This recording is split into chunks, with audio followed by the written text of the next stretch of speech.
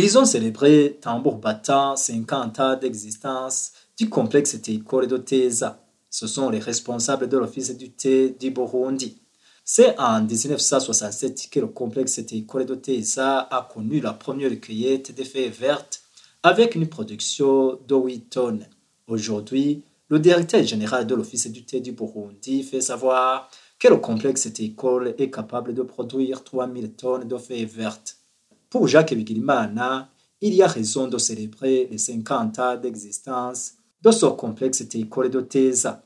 Comme il l'a signalé au premier vice-président de la République Gaston Sindimwo, à part que l'usine en soi a donné du travail et de l'électricité à la population environnante, bientôt l'office prévoit étendre et multiplier ces complexes Teikole pour en arriver à 7 complexes Teikole. Le directeur général de l'Office du thé du Burundi a profité de l'occasion pour demander au conseil d'administration de l'Office du thé du Burundi et au gouvernement burundais de tout faire pour interdire des privés qui veulent s'arroger le droit de récolter des feuilles vertes dans les plantations du dit office. Le premier vice-président Gaston Sindimwo a éclairci.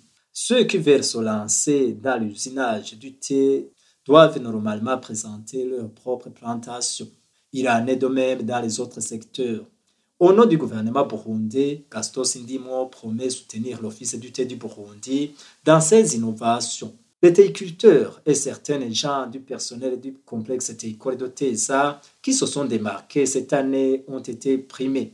À l'occasion du cinquantenaire d'existence du complexe Teikole de Teza, une compétition a été organisée dans les disciplines de basketball et de volleyball. L'équipe gagnante est celle de Tola pour le basketball et pour le volleyball, c'est l'équipe de Teza. Chacune de ces deux équipes gagnantes a reçu une coupe.